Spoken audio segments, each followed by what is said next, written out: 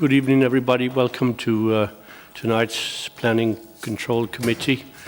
Before we go any further, just a normal thing, can you please either switch your phones off or put them on silent? Thank you. Item 1, apologies from anybody? No? Okay. To late item to be introduced by the chair, I have none to introduce. Anybody has any declarations of interest? No? Okay. Minutes of the meeting held on 9th of September 21. Anybody like to move them? Happy to second. Thank you. Minutes of the meeting of the Conservation Area Advisory Committee held on the 1st of July 21. Noted. Yeah, okay. Note them, Chair. Thank you. Confirmation of the TPO number 601 former Showcase Cinema site. I think Paul's going to tell us about that. Thank you, Chair. As you'll see from your report, this is the former Showcase Cinema site, Sinfin Lane, Alveston Road. On the screen in front of us, there are two proposed, confirmation of two area TPOs, Area 1 and 2. These would protect all trees within the areas.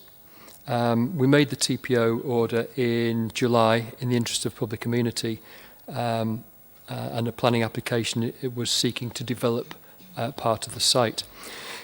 This area order ensures that trees are not prematurely removed and also protects retained trees during construction. We have had objections to the TPO from the landowner, and from the report you will note that there has been premature removal of trees and potential damage to trees due to poor site operations, and this demonstrates to us the expediency for such a TPO. So I'd recommend the order to you, members. Thank you, Chair. Thank you, Paul. Anybody have anything to add? Everybody okay with that? Thank you.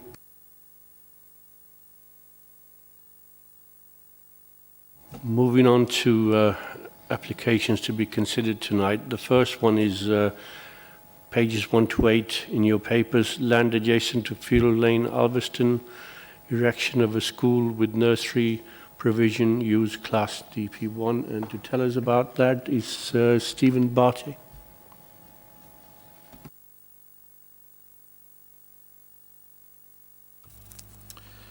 Thank you, Chairman. This is, as you say, an application for the erection of a school with nursery provision at land off Field Lane in Alveston. The application site comprises an existing field on Bolton Moor, the field being accessed from a track off the end of Field Lane, and it was formerly the site of Manor Farm, the buildings of which are now demolished. The site forms part of the wider Bolton Moor strategic urban extension, which is allocated in the core strategy under policy AC23. The site within the allocation, also known as Snelsmore Grange, the development there under a different planning application includes 800 houses and a country park, and that particular scheme was approved by this committee back in November 2019, subject to a Section 106 agreement. Negotiations on that agreement are now nearly complete, and it's anticipated that this application will be brought back to committee next month. So the current application seeks permission for a primary school to be funded through those Section 106 agreements, contributions in that agreement, and the proposal is to build a 1.5 form entry school, including a nursery, to serve both the proposed new housing development and the subsequent local community. The site layout includes L-shaped buildings with access and parking to the northeast, external soft play areas, and a main hard play area immediately to the south of the buildings. A small nursery play area would be on the east side. The proposed building would be single-storey, 12-classroom building, and the elevational treatment is proposed to reflect a rural vernacular of the former farm, utilising metal cladding, timber and render, with feature windows, deep window reveals, and also hoping to complement the the developing local vernacular of the contemporary housing estate. The school will be designed to meet modern building regulation standards and the Department for Education design guidelines. The school is designed to be more energy efficient and produce fewer carbon emissions than schools built to previous design standards. The school will be accessible by vehicles from the adjacent housing development when it's constructed, linking into Field Way. Dedicated pedestrian accesses for both infant and junior pupils will be available, ensuring that pupils are segregated from vehicular traffic. The proposed layout has recently been amended to include a revised car parking area with a circular car route and a barriered access. And the submissions include both the traffic management plan, travel plan and flood risk assessment. The determining issues of the application relate mainly to planning policy and to accessibility. Firstly, related to planning policy, the application shows that the school building is located outside of the policy AC23 land allocation, being in the green wedge, which therefore potentially conflicts with policy CP18. However, although it was always envisaged that the school would be located within the allocated land area, there are a number of factors which necessitated the relocation of it. And those factors include the amount of land required, potential land contamination from the farm, proximity of the right-of-way, and the risk of flooding. It is recognised that the limited space available to accommodate the school on the original site is a significant factor in moving the building into the green wedge and justifies moving the building south to its proposed location. This would allow for safe access, maximise natural light and passive heating and cooling, ensuring that the building positively responds to the topography of the site. It is therefore considered that moving the school building onto the green wedge is a logical solution. Furthermore, Core Strategy Policy CP21 considers that educational uses, being a community use, would be acceptable in the green wedge. The proposed school is situated on the periphery of the wedge, and the proposed building lies close to a number of proposed residential properties. Therefore, officers are of the view that it will not have a detrimental impact on the openness of the green wedge. Of overarching importance is the need to provide a school for the adjoining housing development in a sustainable location. It is considered that the benefits of both the school and the housing delivery would outweigh the potential harmful impact on the green wedge. Consequently, it is considered that there are no overriding planning policy objections and that the proposed school is acceptable in principle.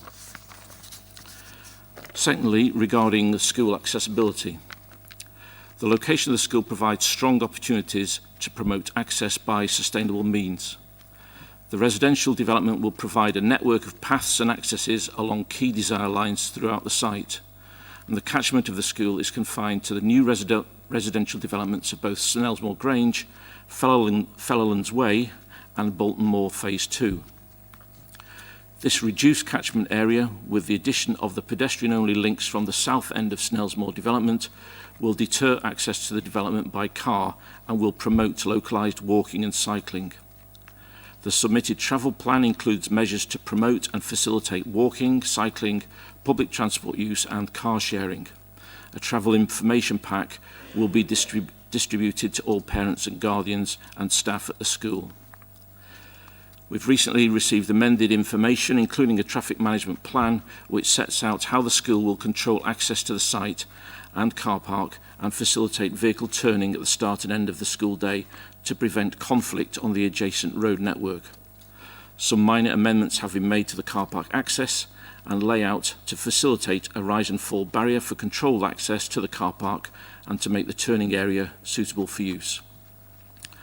The thrust of the sustainable travel approach is that although a limited car turning facility will be provided within the school grounds, parents will not be encouraged to drop their children off outside the school, rather use a series of footpaths and cycleways throughout the adjoining developments. Suitable conditions will be imposed on both the main housing development permission to ensure that a safe footpath link to the school from each housing phase and across the country park are in place prior to the opening of the school. Further conditions are to be imposed on the housing permission to ensure that there is no conflict between construction traffic and routes to be used by school children. It is also envisaged that a traffic regulation order will be needed to have a no waiting zigzag implemented around the school entrance, and a further pre-occupation condition is therefore recommended along with those already mentioned in the report. Our transportation officer concludes that in planning and sustainable travel terms, the school and its integration with a proposed housing development, severance by road to the main pupil catchment, and the travel plan are very comprehensive. It is recognised that there will be times when the cul-de-sac will be congested. However, the proposed school drop-off would help to manage the demand. In taking a balanced view, it is considered that the sustainable approach should be encouraged and that suitable conditions imposed on both this application and on the wider housing development permission should adequately ensure that the preferred sustainable approach is achievable. Turning to other matters, it's considered that the proposed elevational treatment reflects the rural vernacular of the former manor farm, whilst the proposed contemporary aspects of the design would complement the future adjoining housing development. The Council's land drainage officers accept this development proposal subject to recommended conditions relating to ground levels and an agreed surface water drainage scheme. The proposal will not have an overriding adverse impact on any residential amenities, and there are no objections on the grounds of either biodiversity or heritage. So in conclusion, the proposal would not have a detrimental impact on the openness of the green wedge. It's considered that the benefits of both the school and the delivery of the wider housing scheme will outweigh any harmful impact of both increased traffic and activity and impact on the green wedge. The sustainable transport approach to the highway impacts of school pick-up and drop-off should, on balance, be acceptable in this location, subject to the use of conditions, including the recommended additional condition, and having regard to the proposed layout of the wider housing development. The recommendation is for approval. Thank you, Chair. Thank you, Stephen. Anything to add from Highways?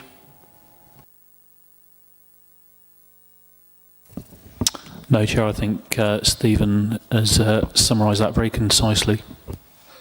Thank you. Members? Councillor Kerr. Thank you, Chair. Thank you for the introduction.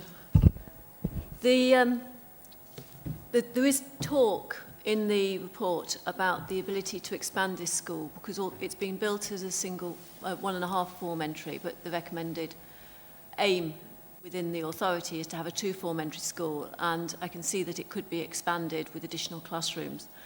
And is that something that we need to think more about at this point in terms of conditioning anything? Because if not, I think we just leave that for the future. However, I am concerned still about the issues of transport, and I'm also concerned about how the overall energy efficiency of the building meets our expectations.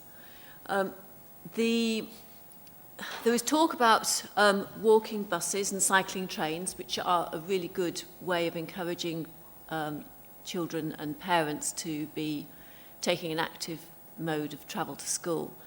But I don't know how can we condition that when I believe this school does not yet have a governing body, let alone a head teacher. How can we be sure that that will be continued and funded in some form in perpetuity?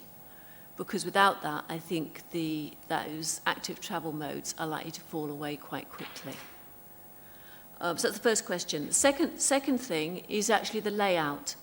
I think there's another plan which might be able to be found which shows the layout closer up.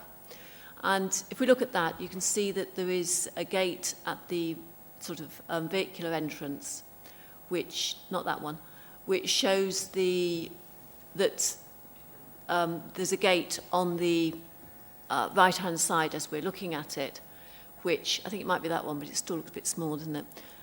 Which shows that that's the main access point for pupils. Now, the walking route also gains access along that side, but on the other side of that gate, which means that it's actually, you can't tell how the pupil-only area is going to be secured from the entrance point to the rear. And I just don't know whether that has been considered as a safeguarding issue or an operational issue and how that's going to be managed. I couldn't see any comments about that.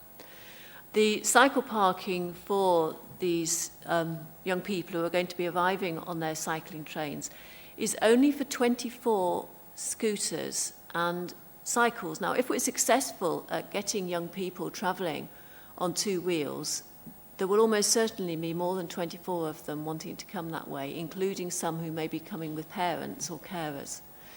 There is talk about them being expanded, but the space given for that expansion is not obvious. And where the cycles and scooters are being stored is in the middle of the soft and hard play area. So they're going to be very liable to either get in the way of activities, the young people playing, or more likely to be vandalised or otherwise misused during that period. And I think that that siting of the cycle parking needs to be rethought. The adult cycle parking is actually uncovered and adjacent to the car parking, and that doesn't seem to me to be very secure or very friendly for members of staff, or for that matter, visitors who are coming to the school for any period of time. So I think all that cycle parking needs to be reviewed. And I don't know whether the standard condition that is mentioned for cycle parking is actually going to cover the relocation of that to better positions than is currently shown. So I'll come back to the energy efficiency, and this is another building that is going to potentially be ending up. Councillor Kerr, can I just ask Stephen, do you want to come back on this point by point or wait till Councillor Kerr finishes? This energy efficiency is my final point.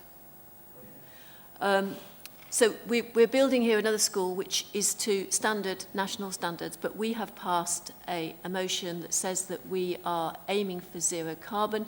There has been talk, though I don't think it's been through either council or cabinet, to say that our target date is 2035, which by the time this school opens will be only 10 years probably after the school accepting its first pupils.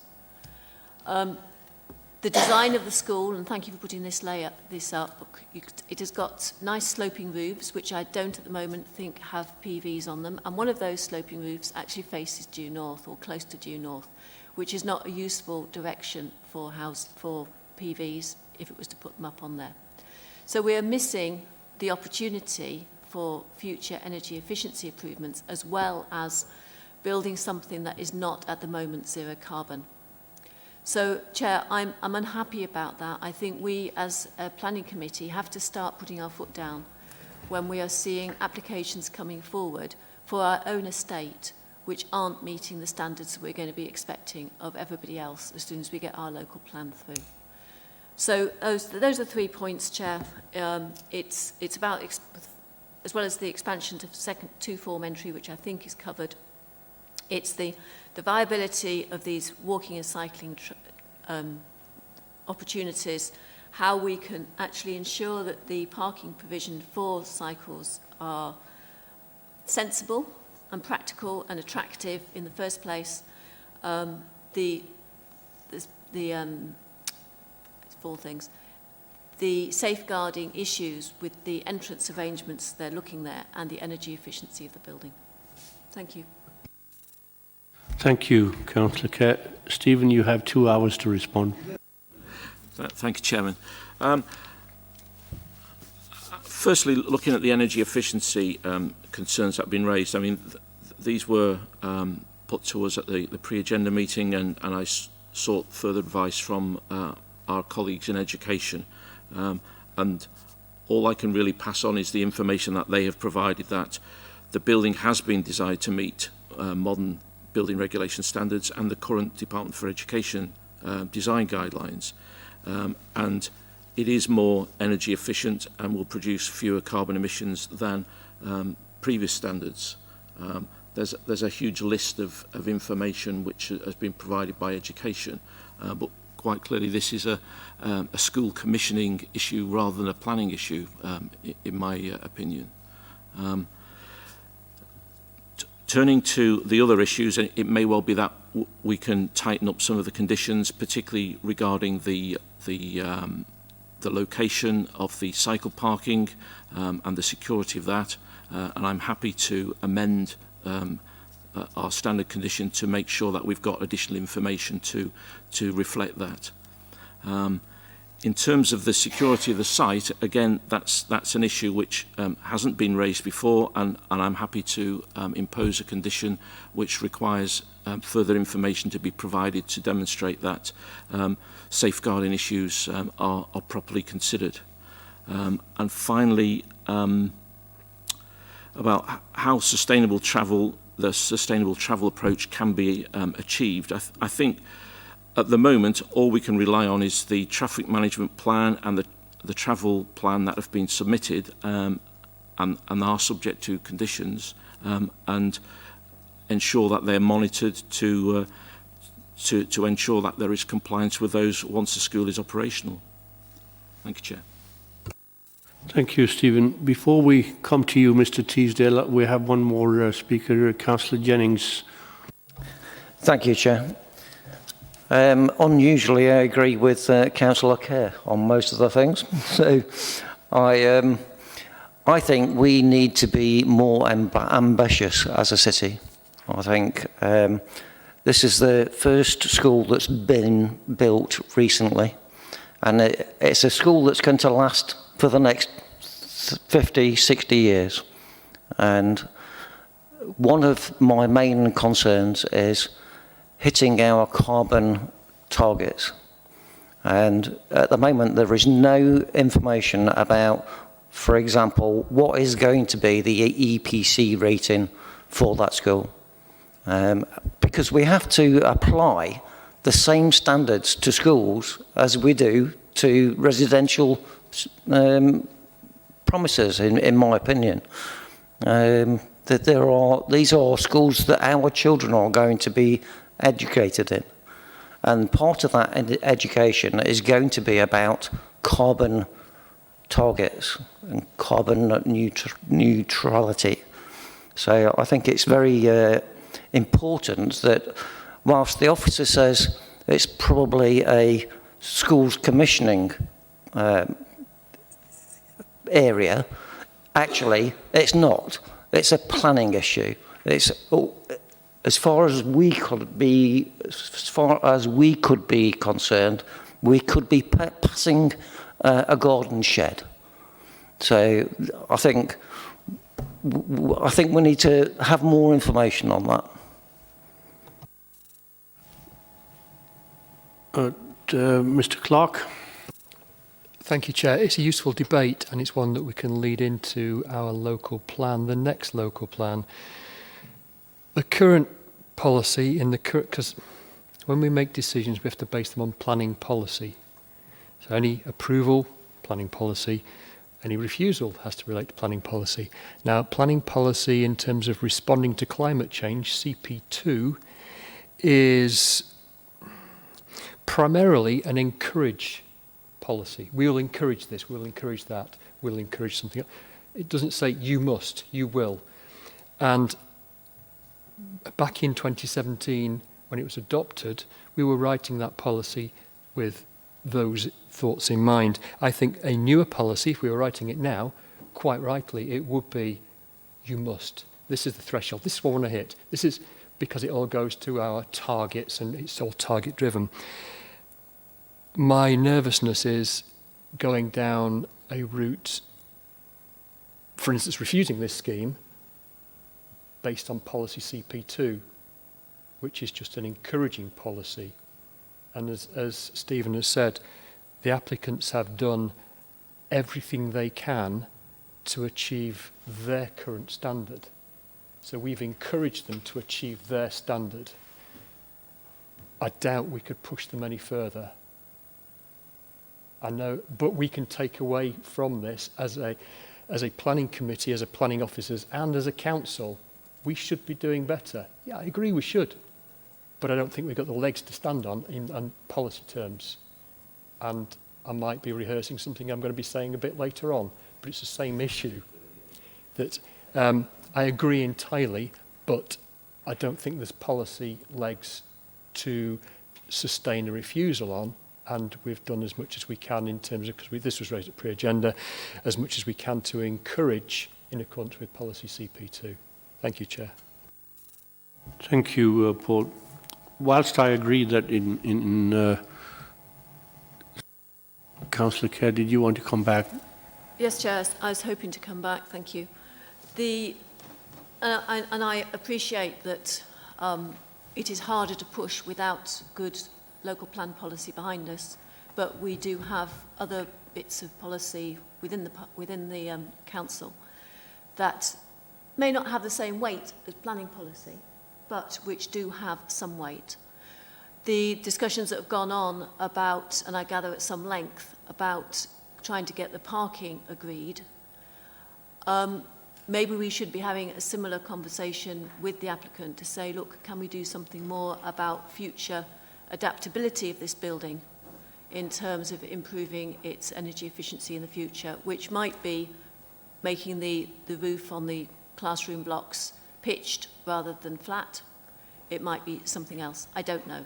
But, Chair, I would very much like to push this back and say we need to look at this. We need to ask the applicant to look at this again, because I personally don't think it is good enough. And I'm happy to propose that we refer it back as being not good enough at the moment and ask for further discussions with the applicant.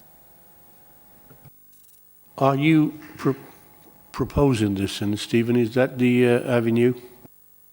Well, I must admit, Chair, I would totally re-echo what Paul has said and that Stephen has said in terms of the policy and where we stand with the policy. I mean, clearly there is a move, both nationally and obviously locally, to sort of increase the weight given to this, and justifiably so. But currently, where we stand in terms of policy, there's very little weight to actually justify that. And okay, it's for committee to apply the weights, but I think officers generally would suggest that you can apply very little weight to the policy that adopted by the council in terms of planning decisions. So, to be honest, I think you'd well, as I say, you'd have difficulty justifying it. You can defer it, but I don't see a really strong ground for deferring it, sort of just on this basis. As Stephen says, you can take some degree of comfort in the fact that from the schools or the education department's response on this, in terms of it does meet current guidance in terms of standards. Thank you, Stephen. Councillor Kerr, with the legal advice in mind, do you still wish to make a recommendation for deferral? If current standards nationally meant that we would have a zero carbon building in operation, I would have no qualms. We do not have those standards nationally. We need to start pushing for something that is adaptable to that standard. And this is possibly the last chance for us to push. So are you making... So I'm continuing with my proposal. I'm not withdrawing it. Do we have a seconder for that?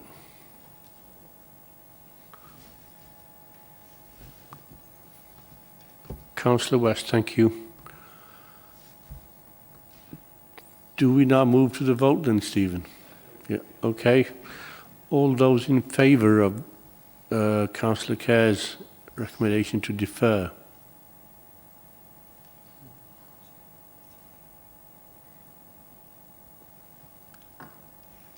That's 3, Chair, in favour. All those against?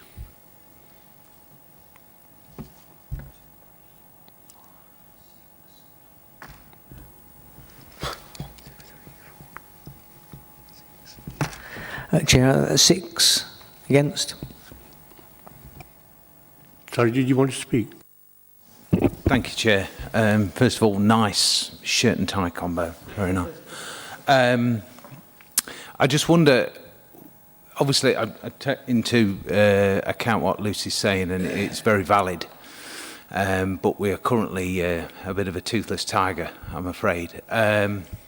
However, I just wonder what the caveats can be with planning law certainly in a bit of flux at the moment. What would the chances may be that should planning law change before spades are in the ground, can it be subject to that? No, definitely not. I mean, this is an educational building. It would be nice to educate our children in the way forward. We should be future-proofing these buildings, absolutely. But I'm afraid if our hands are tied, then it's a school and we need it. Thank you, Chair. Thank you, Steve.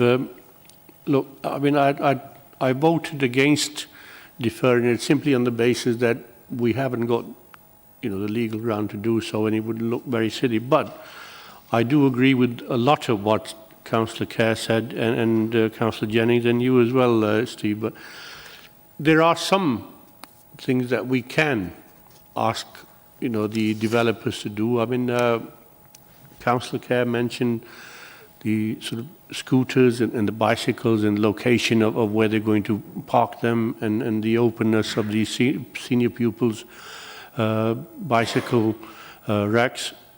That is something that we should be able to, ask them to look at and make it sort of far more safer, and for the senior pupils, have their bicycle racks covered as well. In terms of the rest, yes, legally we can't force them, but I think we have a moral sort of duty, and they should as well. As Councillor Hassel said, it's a school, for young people. If we don't set an example to them now in terms of having buildings that are sort of energy efficient, and then sort of in every way carbon limitations, there is, in my opinion, and then I think 2 or 3 of the speakers, that perhaps the developers should look at implementing some of the concerns that we have and trying to alleviate them. So perhaps, we could go back to them. Certainly, in terms of the bicycle parking situation of where they park, that is something we can go back to them with, and perhaps, Stephen, we could seek some form of condition on that.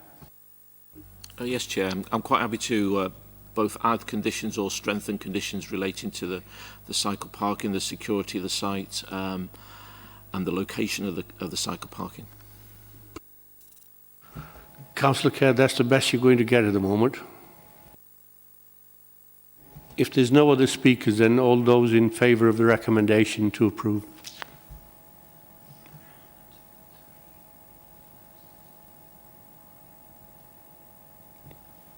That's 11, Chair, in favour.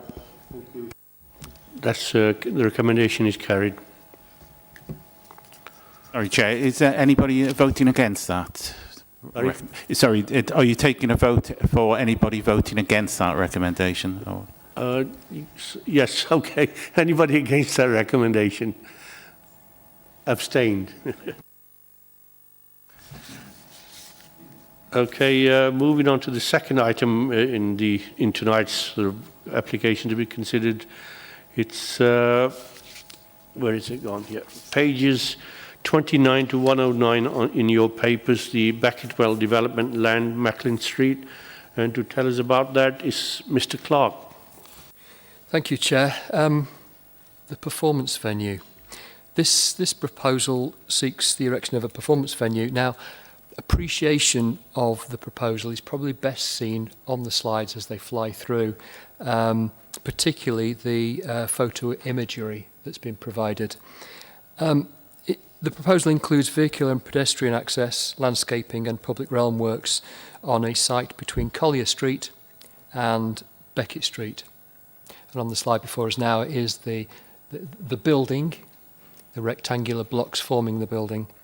This full application broadly follows the principles of the outline master plan for the regeneration of the wider Beckettwell area. Your extensive 80-page report outlines the detail, consultee responses and general benefits arising from the scheme for the city. It's able to hold up to 3,500 attendees and a variety of different event types. So it's a multi-use, multidisciplinary building. As you would expect, there is a suite of documents in support of this application. of which the benefits are helpfully summarised in paragraph 5.16 on pages 76 and 77 of the report. You will also note significant support for the proposal from key stakeholders across the city and wider. There are no highway objections to this major city centre attraction. In terms of sustainability, not only is the building a flexible use with ability to host many different varieties and attractions, it is BREEAM very good with an energy rating of B. Alongside the report, we circulated earlier this week a 16-page supplemental update. As you would expect, it was a hefty report, and there's an update which provides the necessary housekeeping for such a detailed report, including further detailed elevations for the Beckett Street elevation. That's Beckett Street in front of us, and I believe that is the subsequent changes that we've managed to update as a result of discussions earlier in the agenda life cycle. That Beckett Street elevation is a typical animation which we're seeking to secure by condition 20. The conditions themselves have been further refined, many with the application as we are encouraged to do so. We're encouraged to agree many of the conditions with the applicant. As a further amendment to those conditions, I think condition 20 needs to be expressed as a preoccupation condition, and condition 22 needs an insert to include access strategy scheme and plan in reference to the Beckett Street changes to the traffic regulation order that are detailed in your report. Chair, this is an extremely important and significant development for the growth of the city, with huge socio-economic benefits. Being a key component of the wider Beckett Well regeneration, with strong strategic alignment with key national, regional and local strategies. For these reasons, Chair, and contained in the report and the supplemental information, your recommendation is to approve subject to the amended conditions in the update that has been circulated.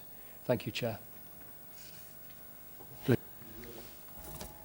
Highways, would you like to add anything?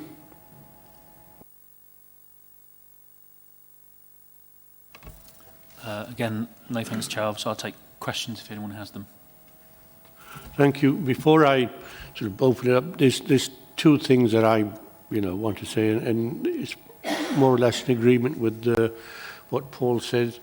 We need to develop this particular area, and we need a performance venue. Sorry to interrupt, Chair. We've got two speakers. I forgot to add it at the end of mine. Sorry, I was...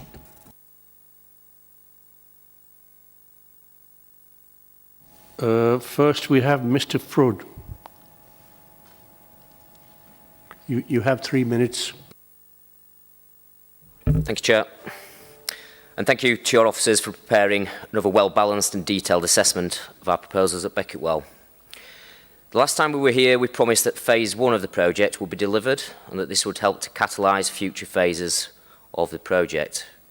Well, here we are again, with steel now being erected on phase 1 for 259 built-to-rent apartments, which will be open to the public alongside the new public square during spring 2023, and with an application before you for an even more transformational next phase of development. The positive impact that the Beckett Well performance venue will have on the site, the city centre and the perception of Derby as a whole cannot be overestimated. The economic benefits stand for themselves. However, the impact goes far beyond these headlines, and this is evidenced by the unparalleled support and enthusiasm that you can see summarised in your report from a wide range of independent bodies who recognise the value of the project and its importance for the future of the city centre. A successful Beckett Well can only be good for the city as a whole. Our confidence that the venue will be delivered after so many historic false dawns is drawn from a combination of factors, including the support of the world's largest and best operator, but not least the tireless work that has gone into designing a venue which is as flexible in terms of its ability to attract and host events as it is efficient in terms of space and function, as well as energy consumption. The building incorporates a striking full-height entrance feature, the likes of which is not seen at any other comparable venue. The quality of the design solution is enhanced by its ability to respond to the branding of the ultimate naming rights partner. Its alignment helps to deliver much enhanced pedestrian permeability, and officers have referenced the scope to further enhance the legibility and attractiveness of this route. The efficiency of the building represents a key part of the design response to climate change. It has been designed this way from the outset, avoiding the need to retrospectively add energy-generating technologies to meet and exceed its policy obligations. Nevertheless, further measures could be incorporated in the building design, working alongside the operator in due course, but they do not form part of the current application. We acknowledge that comments have been made regarding alternative locations within the site for the venue. These have been fully addressed within the application submission, but points to note include the fact that the building would simply not fit on the Duckworth Square site. It could not support 4 frontages and could not function with the levels changes in this location. In other words, there would be no venue to deliver on Duckworth Square. There will always be reservations expressed in relation to a scheme of such magnitude for a city. However, these reservations are clearly outweighed by the significant and overriding benefits of granting planning permission in this case. I trust that members are able to support their officer's recommendation to grant planning permission for the scheme before them this evening, which will be to the great benefit of the city. Thank you, Chair. Thank you, Mr. Flood. Good timing there. The second speaker we have is Mr. Ling. Good evening, ladies and gentlemen. My name is David Ling and I represent Derby Civic Society. I must start by saying that the Civic Society supports the building of a new performance venue. Indeed, we were the first to suggest that it be built on the former Duckworth Square site. As members will be aware, we've campaigned for over a decade for the redevelopment of the Beckett Well area, and with the help of the University of Derby, drew up our own scheme for this area. When St James's Securities were appointed to develop the area, we had several discussions with them to achieve the best possible scheme for the people of our city. We were delighted that they decided to open up the space between Victoria Street and Duckworth Square, and it seemed obvious to us that Duckworth Square would be the site for the new performance venue. We were therefore somewhat horrified to discover that it was now being proposed for the site of Lorry House.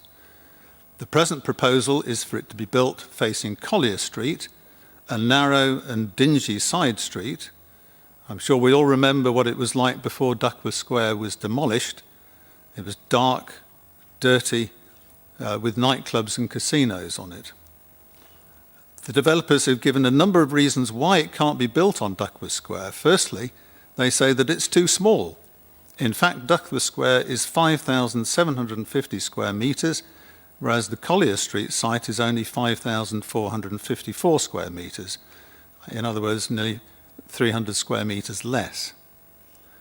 Secondly, they say that access to Duckworth Square would be difficult due to the difference in levels between Macklin Street and the new square. As Lorry House is to be demolished, a new access road could be formed where the current scheme has a pedestrian link through to Beckett Street. Thirdly, they say that it would dominate the new square. But isn't that the point?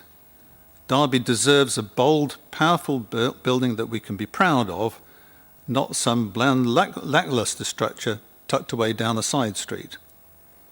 If permission is granted for this proposal, then I would make 2 suggestions. First, it should be a condition that Duckworth Square be landscaped until such time as it is fully developed. This would at least make the building more visible during its first years and provide the city centre with much needed green space. It's noticeable that the images that we've been shown show it without a building on Duckworth Square at present, and therefore it is far more visible. Once a building appears on Duckworth Square, it will be reduced.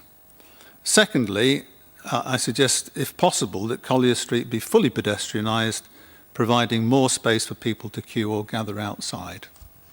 Thank you, Chair. Thank you, Mr. Ling. Mr. Clark. Thank you, Chair. Just a couple of points. Members, from your training, from the annual planning training that we do, you may recall that there is no sequential test for such leisure activities. So, unlike retailing, we have to go through a sequential test to find out where the best sites may or may not be, and the applicant has to go through those various steps. There is no sequential test for such leisure use. So I need to encourage you to, and we have been, focusing on this application, the red line of this application site, and it lives or dies by, if this is application, can only look at this application. There might be other better sites, but we need to look at this one. I would love to be able to put conditions on other bits of land around the city and get tree planting on it on the back of an application, but I can't. I can't make this applicant or this application plant some trees and landscape another site, even though it's next door. The conditions have to be reasonable and relate to the application site. Again, back to the red edge. The red edge of the application site. James, can we go to the red edge? Sorry. Red edge of the application site. That's what we're talking about. That's what we are here to determine. We've got the red edge around the roads, and the main bulk is the application site. And conditions need to relate to that application site. So those are my 2 points coming back on Mr. Ling's response. Thank you, Chair. Thank you, Paul. I sort of was going to say that yes, there is a need, for this area to be developed, and also there is a need for a venue. However, I do have some concerns about some of the sort of materials and design, but I will wait until the rest of the committee have a say-so on this first. Who would like to go first?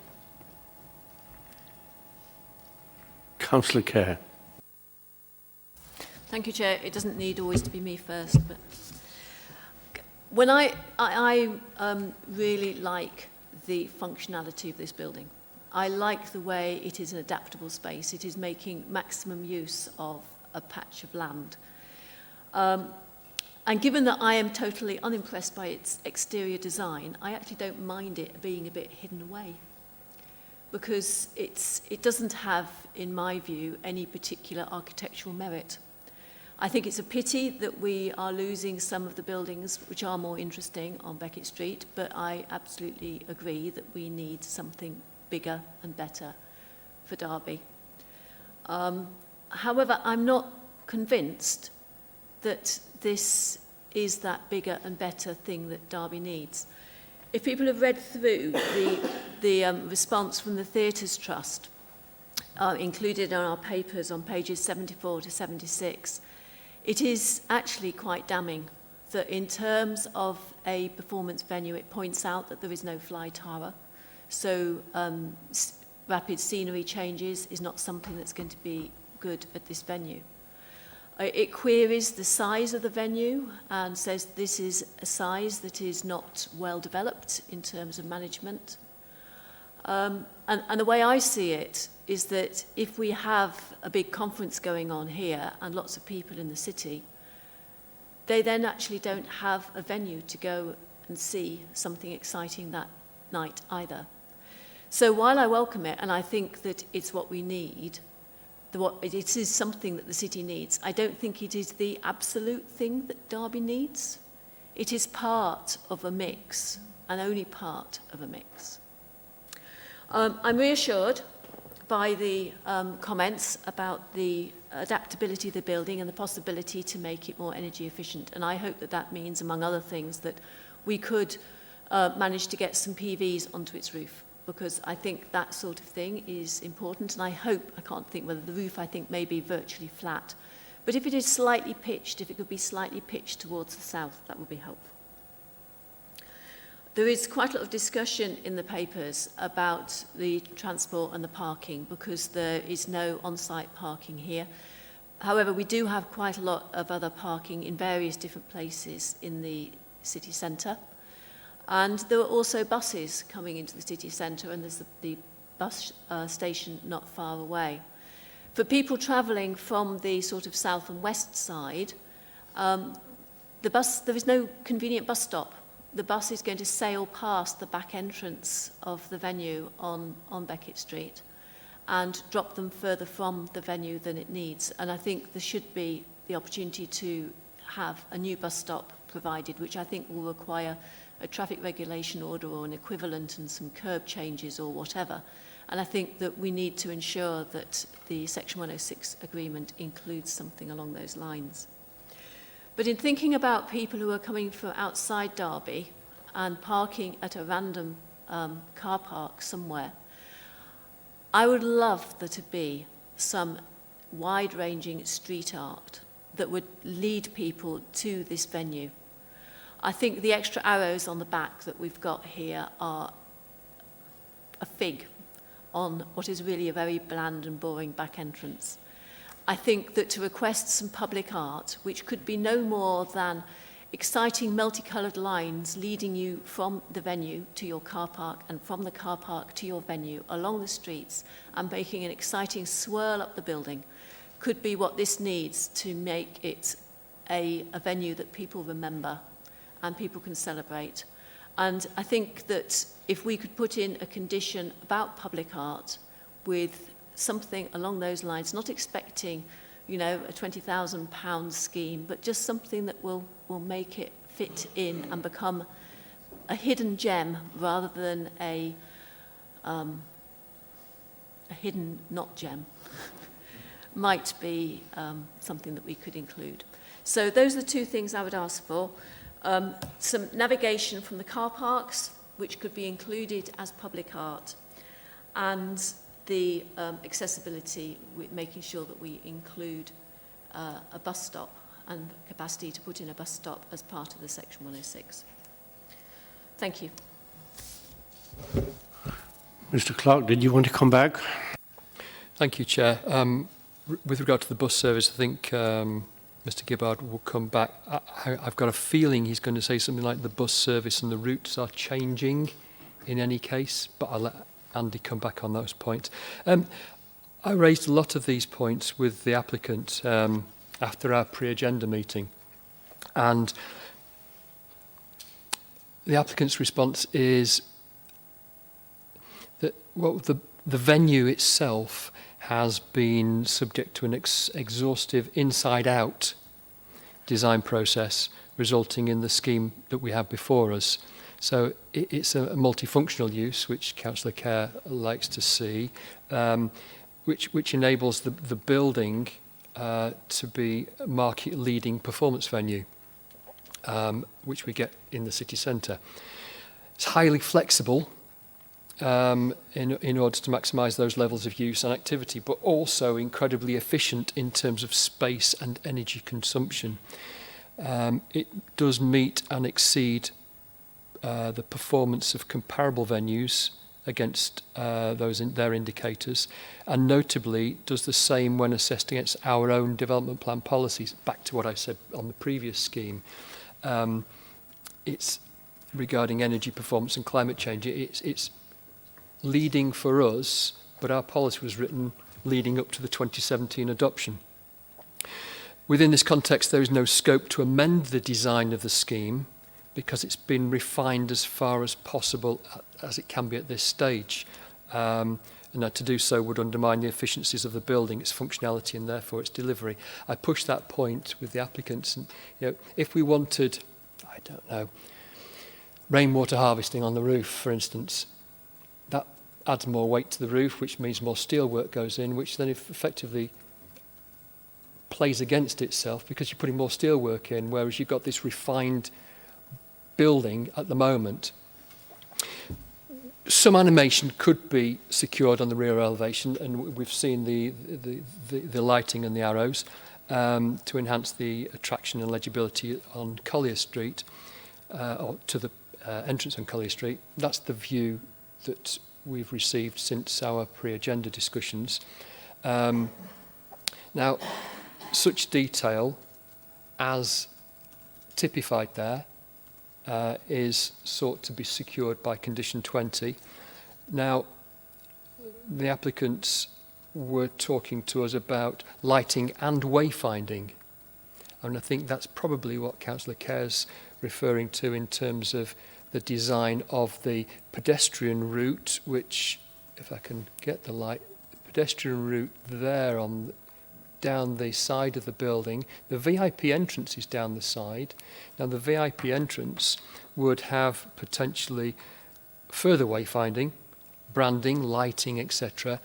But they're dealt with via advertisement consent. We spoke about having, you've got cladding samples in front of you, in front of Councillor Khan. We spoke about potentially putting cladding onto that rear elevation or in the recess there, and that just adds more weight to the building, more weight that the building isn't designed to take. So you're going to have a redesign of the building, which adds more cost to it, which then starts to defeat the object of the building being as refined as it is.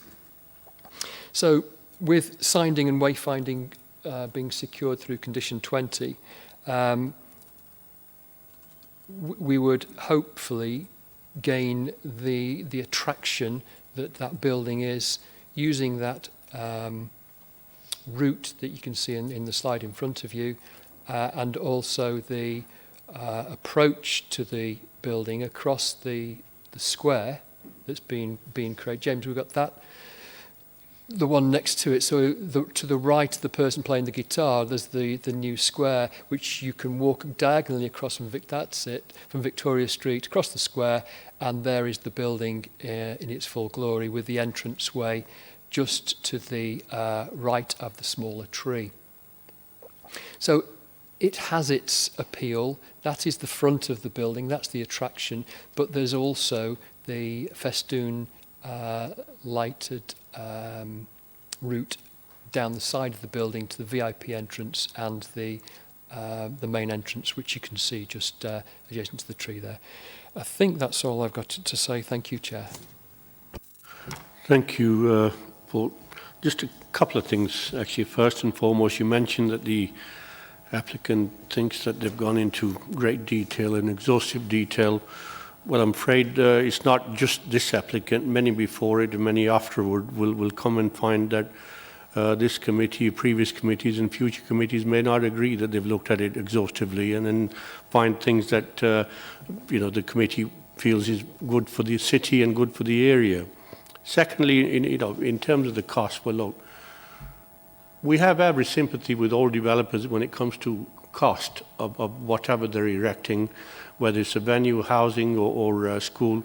But equally, we have a duty to the citizens of Derby to make sure that what they're putting there, it looks good and is right for the area, right for the city. So I'm afraid in some terms, cost is not something that, as a committee, we factor into our decisions, and rightly so in certain cases.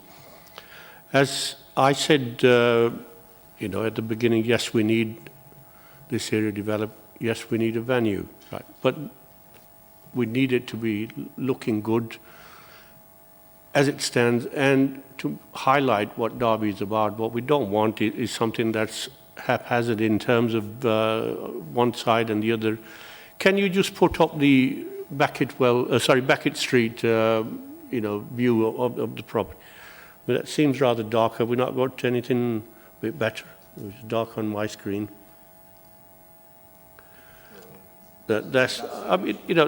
It's something Councillor Kerr and I discussed in pre-agenda, and in my opinion, it could be made to look better. I mean, this is not a sort of single-fronted building, because if we're looking to have VIP access and disabled access from Beckett Street, this elevation needs to look a bit better. You mentioned the weight of cladding, and said, I'm sure that in this day and age, there could be provisions made for something light to be put on there and make it look good, because this is not going to be demolished in 10 years' time or 15 years' time. You know, it will be here for 50 years, possibly, maybe even longer. If you look at how long the assembly rooms lasted, then we have a good idea. So I don't know what the rest of the committee feel about it, but personally, I would like to see something better on this elevation, because it just, quite frankly, looks like the back end of an office building or a warehouse. You know, it's when you look at the front, it's really, really nice. But when you look at the back, it just seems that there's two different buildings and not the same venue. So did you put your hand up, Councillor West? Yes. Sorry? I did, Chair, but I wonder whether Councillor Kerr's wanting to respond. Oh, sorry, to okay. points. Councillor Kerr? Chair, I'm very happy to propose more formally that we should have some public art which would both adorn the rear of the building and also provide guidance for people to go from the various car parks we have in the city. And I think more importantly, get them back there after dark so that they know that they've come on from the red car park or from the green car park or the yellow car park or the purple car park. And they can follow their line back from the entrance of the building, which has swirled all over that back face. I don't think the paint will be too heavy for whatever the surface is at the moment to require additional reinforcement. But I'm sure that somebody could come up with a design that would work and it would put us on a map. Thank you, Councillor Kerr. Councillor West? Thanks, Chair. A couple of things, I suppose, housekeeping items, really, as Mr Clark always likes to refer to them. The Conservation Area Advisory Committee discussed this last month, but we haven't had the minutes from that discussion. So the only comments that I've seen from that meeting are the ones I've read reported in the Derby Telegraph. Also, the updated document that Mr Clark referred to was only circulated yesterday, which was disappointing given the extra amount of detail in those papers. We asked for papers to come to us a week before to give us sufficient time to read through them. And I've had to read them tonight to be able to make sure I've read them before the meeting. In terms of points from the report, there's no disabled car parking provided within the site. However, it does say the applicant is proposing to increase on-street provision in the surrounding area. So I'd like to see that conditioned if it isn't already. As Councillor Kerr says, the siting of the building doesn't lend itself well to public transport. There are concerns in the report about the cycle parking, which doesn't seem sufficient or safe. So I'd like to see better cycle parking installed. There's also a comment about associated removal of resident parking spaces to allow HGVs to manoeuvre and access the performance venue. So there's a query about where those dispersed residents, as well as those attending any of the buildings nearby, will now park. And then, I suppose, alluding to some of the comments that both you and Councillor Kerr have already made, it's not a great design. It's quite dull. I'd hoped for better. As Councillor Jennings said on the last application, we need to be more ambitious. I'm quite fed up of dull applications coming to this committee because applicants are concerned that something more exciting won't get approved. The Theatres Trust have made similar comments. They've said they consider the main entrance to lack prominence and visibility. You've made comments about the other sides of that building. And then there's the demolition of buildings. And the question that I always ask, based on the very first planning training I attended, was, does the benefit outweigh the harm? And in this case, with this specific application, I'm not sure it does. A few years ago, we had an application in front of us for London Road, which saw the demolition of one of the pepper pots. There were many letters of support in that for that application. But on Tuesday, I went inside that pepper pot. I saw all the work that had been done to it, the £1 million that had been spent on it. It looks spectacular, is much loved by the developers, and they thanked us for retaining that pepper pot. One of the parties that wrote to us in support of demolishing that pepper pot was there on Tuesday and said how fantastic it was that it had been kept. I'm really pleased that this committee asked for a better application to come back to us to approve that one. And I'd like to see the same here. I'd like to see something better to come back to this committee. so that this committee and that this city can have something to be proud of. Thank you, Chair. Thank you, Councillor West. Well, you know, I agree with you in terms of the pepper pot. I was here at the time when we said no, and the developer was, you know, talking about losing some money because they had to build 5 or 10 less houses. But again, it was something that we turned down, and you know, what we see there is beneficial to Derby. It's a part of history that we managed to retain. Councillor Haslett, before I bring you in, Andy Gibbard wants to come in. Sorry, thank you, Chair. I was going to answer a question on Councillor Kerr's question over the bus provision or bus stops, but I think the list has expanded a little bit, so I'll try and give some answers to Councillor West's questions as well. In terms of the bus stop, I mean, we will be getting £80,000 as a generic contribution, which could be used to provide some better bus stop provision. But I will say that there are currently inbound stops on Abbey Street and on Burton Road, sorry, on Bold Lane. So, you know, they could be utilised, but obviously it's obviously down to the service providers as well, and whether they want to stop there and how they want to organise their services. So, for example, the Alveston comes around the back of Cathedral Road and down Full Street. It doesn't, whilst it goes out via Victoria Street, it obviously comes in a different direction. So, you know, it depends on how they want to organise their services. The second thing about cycle parking, I don't think that's insurmountable, and I guess we can go back to the applicant and try and beef that up a little bit. Resident parking, I mean, this whole strategy, if you like, will have to go through a separate process to determine the traffic regulation order or the changes to the traffic regulation order. So residents, etc., will have an opportunity to be consulted on that. But what I will say is that my parking colleagues tell me that the resident parking provision isn't overutilised, and that they don't think that that's going to be a particular problem. Pay and display is also part of the resident parking. I think the spaces are shared, and again, they're not overutilised at the moment. Disabled parking, we've been to our disability officer. We've you know, undertaken some consultation pre actually going through the TRO, so that's been done in consultation with them. And I think probably in terms of number of bays, that's as much as we can squeeze out of the area. So thank you, Chair.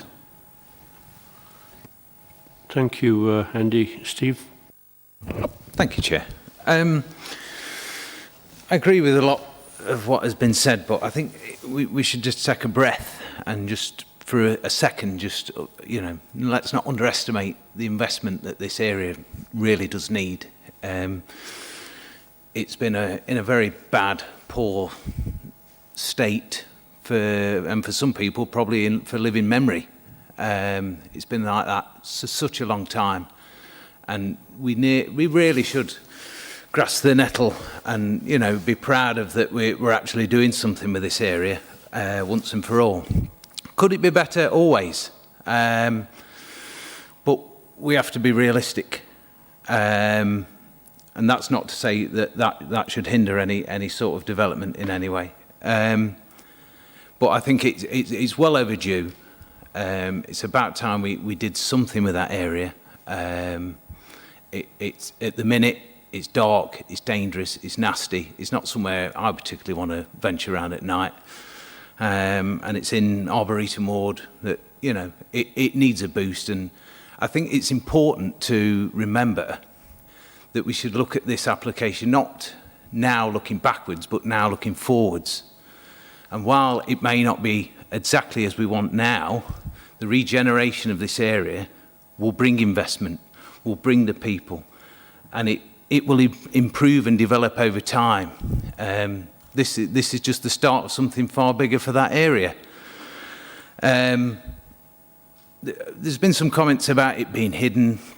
I think Councillor Kerr said it could be a hidden gem. Well, I don't see a problem with that. I mean, we go to London, and I'm not wanting to compare us to anyone else because we are Derby and we're unique. But some of the best theatres and places in London and other cities and towns are hidden. So, you know, there's no reason why we shouldn't celebrate and harness that and make it a feature of this. And I think just finally on the rear elevation that's been mentioned, you know, wall art, street art has been mentioned. I think for me, there's a very easy and cheap way of sorting that. It's a huge projection space for me, and that art could be changing daily or by the minute. It can be, you know, we're in a technological age. Let's use that to our advantage. It doesn't have to hinder the building. It can enhance the building. Let's work smarter, not harder on these things. Thank you, Chair.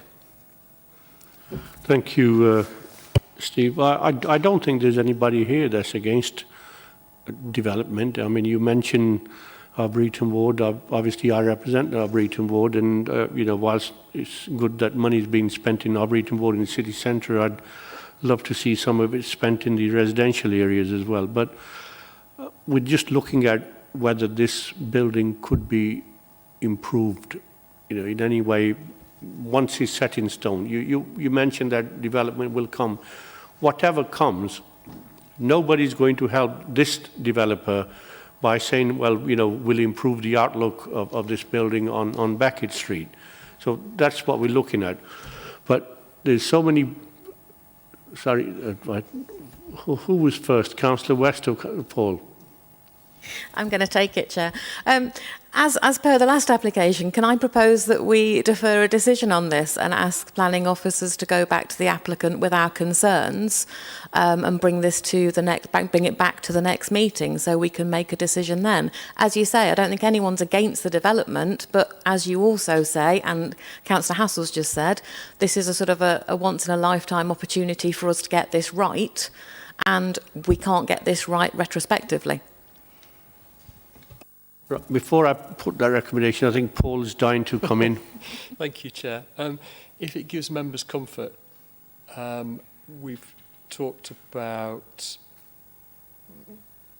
Councillor West talked about the demolition of the buildings at the back. Condition 17 deals with demolition and recording of those buildings, recording of the elements of them that are of any merit. They're non-listed. They're not even locally listed. Sorry, they're not even locally listed. They're non-listed buildings. Therefore, we have concluded here that the benefits of the 3,500 capacity and its associated socio-economic benefits outweigh their loss, but we are recording their loss by condition 17. It's been mentioned about public art and projected art onto that elevation. I can include that in condition 20, where we were talking about external branding and wayfinding, and there was been mention of cycle parking details. Well, that is covered in condition 25. So there's detail. The abbreviations of the conditions are fleshed out so we can take away your concerns and deal with more cycle parking if that's needed. I just want to give members comfort that we've tried to think of all the avenues to get to a solution. And now I know the big one for most of you who've spoken is the Beckett Street elevation. And I'm sure the applicant's agent is here.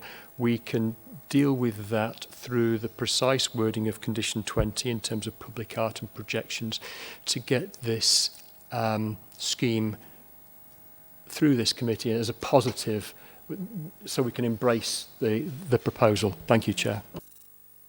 Thank you, Paul. I don't think Councillor West was trying to say that you know, these buildings that have been demolished are you know, the sort of same heritage as the pepper pots were, but it was just a you know, suggestion she was making that we as a committee stood by our belief that they should be retained, and whilst the developer didn't want to, in the end they had to retain them, or you know, the application was going to be refused. So it was, I think she was merely saying on that issue.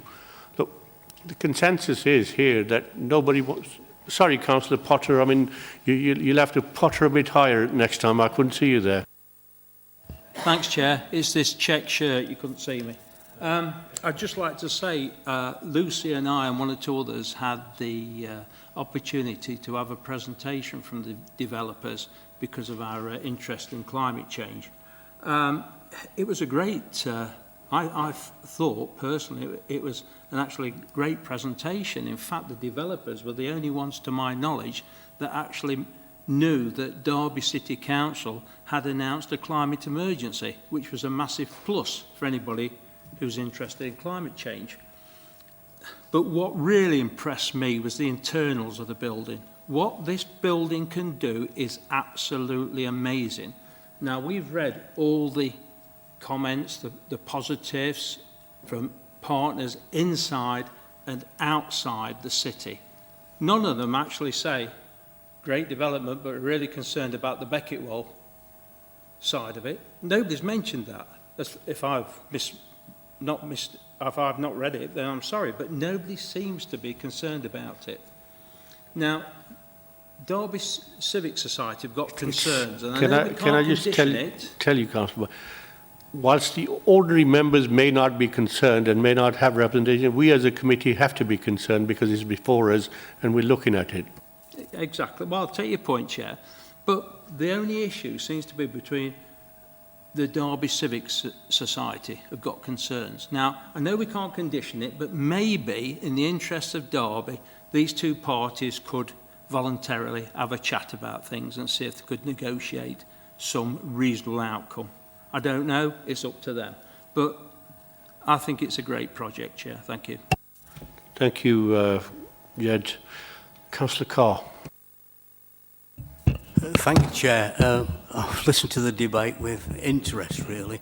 I wasn't going to get involved, but I have decided.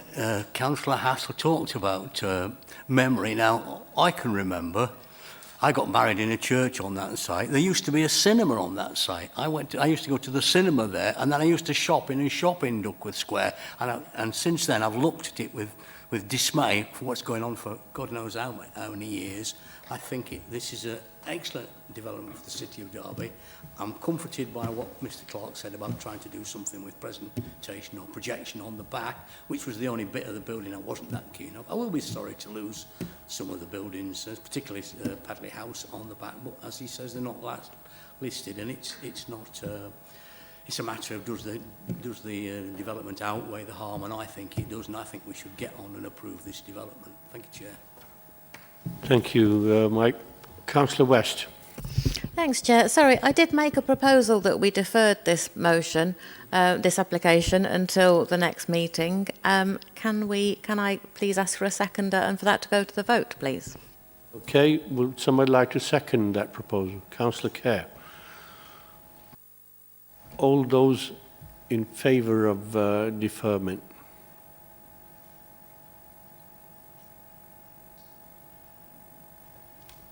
Three, Chair.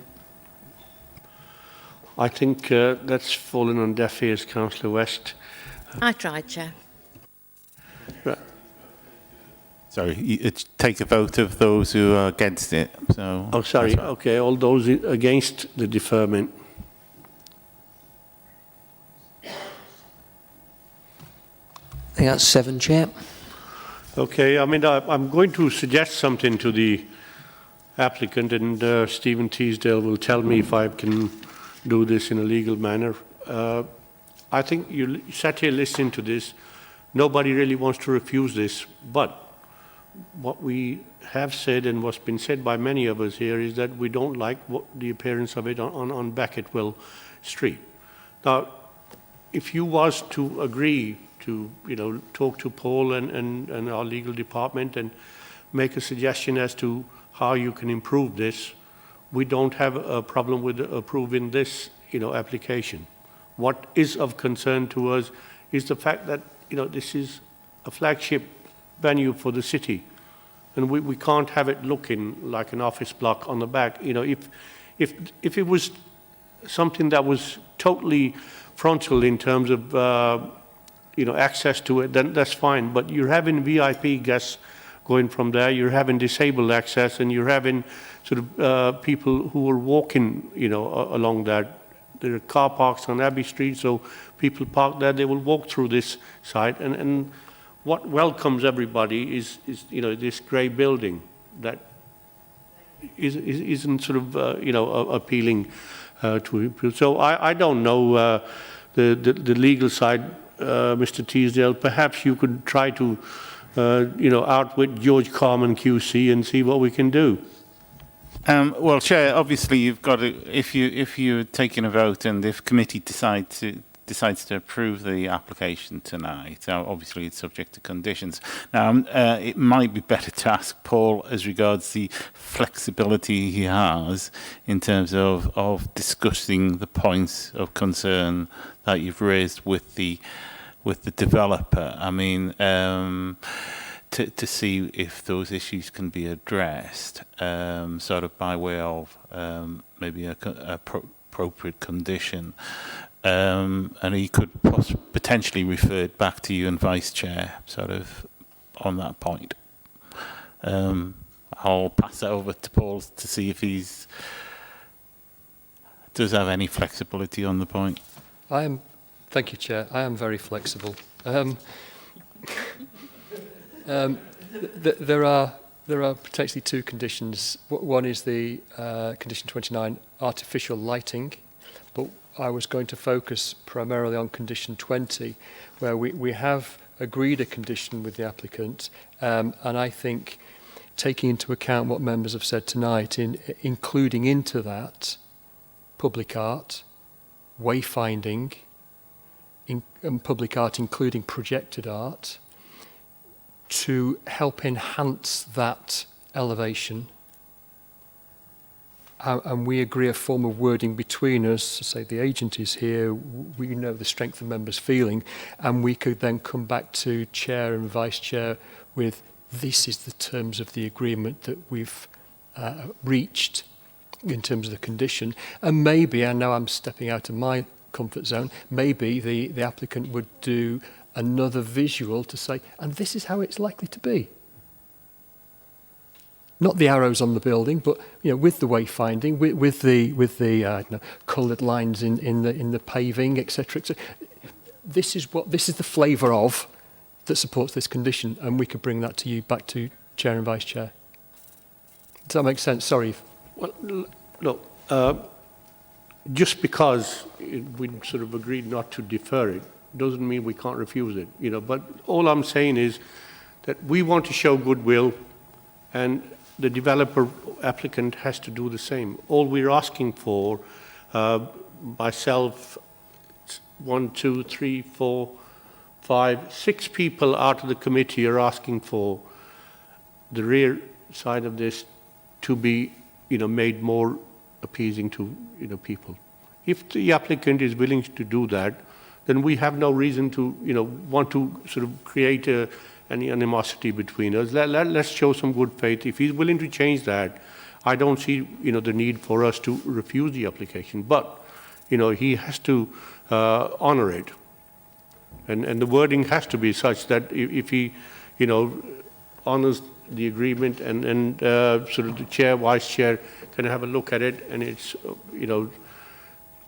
up to somewhere where we want it, then fine. I don't have any problem in saying to the committee, we should accept this. Chair, it would be virtually a grant planning permission subject to conditions, of which condition 20 is to be negotiated and brought back to Chair and Vice Chair.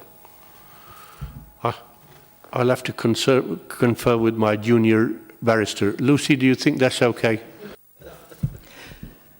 Chair, I think that's probably as good as we're going to get. And I find actually quite difficult, because in terms of the site use and this building, it's a hidden site. I think it's actually just about good enough. But in terms of the viability of the venue, I think the viability of the venue would be improved if people can remember what it looks like and how to find it. And therefore, in terms of the economic considerations for this application, I think that is why we need to push for it. because we want this to work for Derby, and that's part of what we need to think about as planning. So I think that's our duty, Chair. Before you find something else, can we move to the vote? So with the conditions that we're asking for, all those in favour of the recommendation with the conditions attached?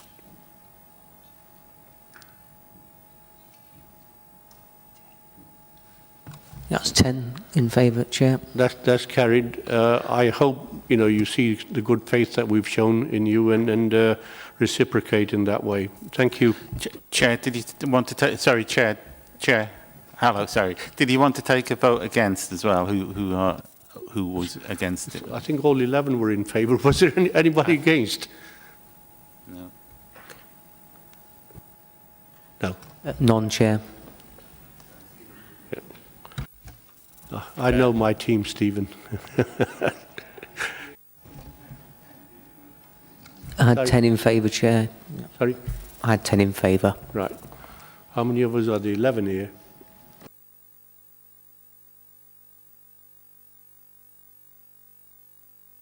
Councillor West.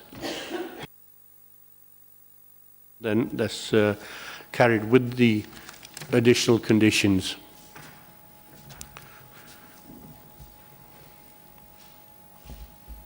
Thank you to Mr. Ling and Mr. Flood. You are free to leave. Unfortunately, we have to suffer and carry on.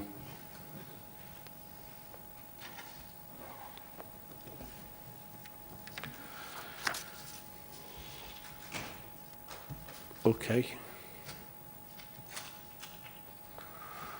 Right, Mr. Clark, highlight of the evening very quickly, potential future site visits.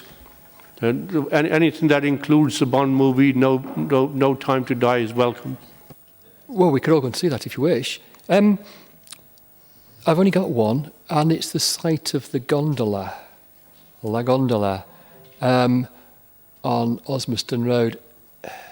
Now, rather than going for a site visit, I would suggest members do what I did and review the plans and elevations on the website and draw your own conclusions in terms of the building's proximity to the boundary and all the windows in the boundary overlooking the neighbours. But I didn't say that. It's a self-contained site. It's elevated above Osmaston Road. But I think we will deal with... There are currently enough objections to the scheme to bring it to committee at some future stage if we were minded to approve it. And if we did bring it to committee, we would obviously go through in great detail the merits of the scheme. I have nothing else in terms of majors. However, can I finally update you with the online training, the World Heritage online training? Paul, before you go on to the training, just on this site alone, I would like to visit the site, and I would encourage members as well to look at it and see what's surrounding it. There will be a lot of objections against this, so no doubt about it. You'll probably see petition of thousands, and I think it's beneficial for all of you to look at the site and see what's surrounding it and what the objections are. You can then relate to what people are telling you, rather than, yes, it's good on the website, but you still probably won't know. I mean, there may be some of you that don't know the area or the streets behind it. So I would like to see have a site visit there and encourage people to come along, so that when it comes before us, you'll know exactly when they mention Bowden or Grayling or whatever street, then you can relate to it. Chair, if I may, it will come to committee if I'm recommending approval. However, it's unlikely to come to committee without wishing to prejudge it.